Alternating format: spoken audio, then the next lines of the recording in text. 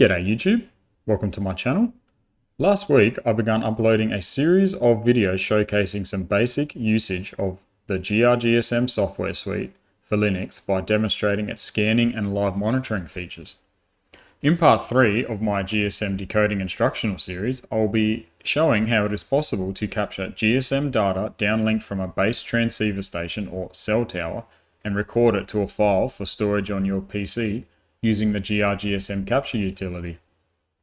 But why would we need to record GSM data to a file in the first place when we can just use gr-gsm live monitor to decode a base transceiver station in real time? This is a very good question, and the answer to it is this. gr-gsm live monitor from the previous video only decodes the broadcast control channel or BCCH on time slot 0. The GSM technical standards allow for 8 time slots with a TDMA channel access method. These time slots are labeled from 0 to 7 and are evenly divided across a 200 kHz wide signal. The broadcast control channel on time slot 0 has a 100% transmit duty cycle, but the remainder of the time slots 1 to 7 are only used intermittently when traffic needs to be sent to a cellular subscriber's mobile phone, for example. Because of this intermittent usage of the remaining time slots, we need to capture the entire 200 kHz wide GSM signal with gr-gsm capture and store it to a file locally on a PC so it can be demodulated and decoded at a later time with a utility called gr-gsm decode.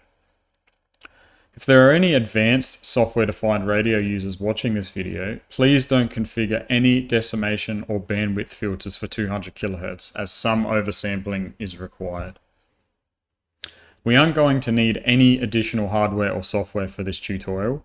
Please refer to my first gr-gsm video from last week for an in-depth description of the software and hardware tools you'll be needing for decoding GSM.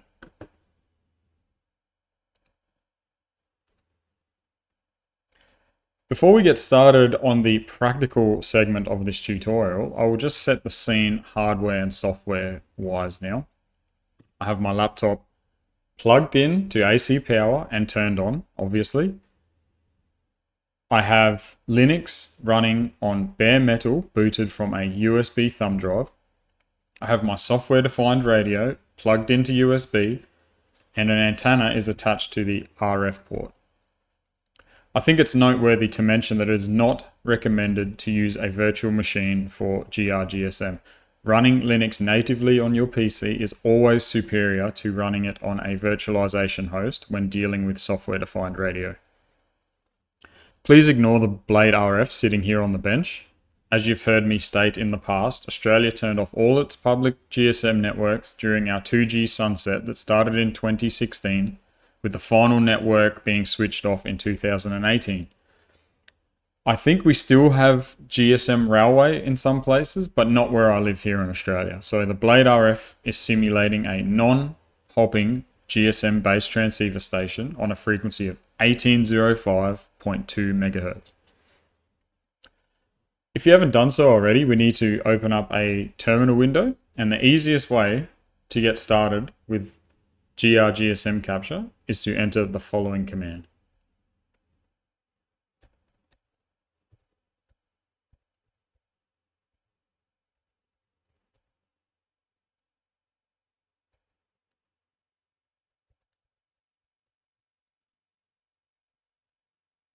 But because we are super cool elite hackers, we will get our hands dirty with some more advanced configuration arguments to send to the binary.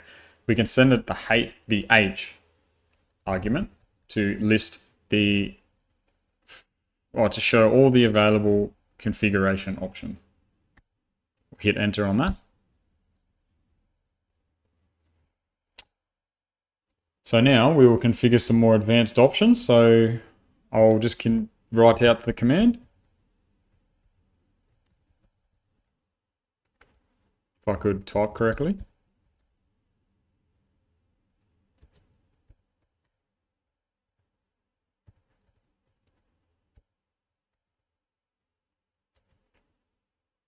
So F stands for the frequency in which we will be capturing, which is 1805.2 megahertz. We will configure receiver gain to 10, a sample rate of 1E6, which means 1 with 6 zeros following, and that is 1 megasample per second of capturing bandwidth. We know that RTL SDR based receivers have a frequency oscillator drift of 0.5 parts per million. We will round that up to 1. We will put a capture timer of 20 seconds. And then lastly, we type out the file name in which we want the capture file to be stored. So the T argument here of 20 seconds is noteworthy to mention because the gr-gsm capture utility will run indefinitely until it is exited, either by closing the tab or window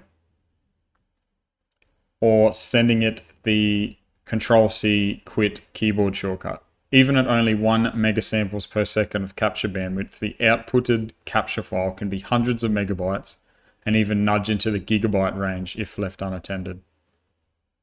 So we will just go ahead and hit enter on that. After 20 seconds or so, we should have a 150 megabyte capture file with a .cfile extension in our home directory called capture.cfile.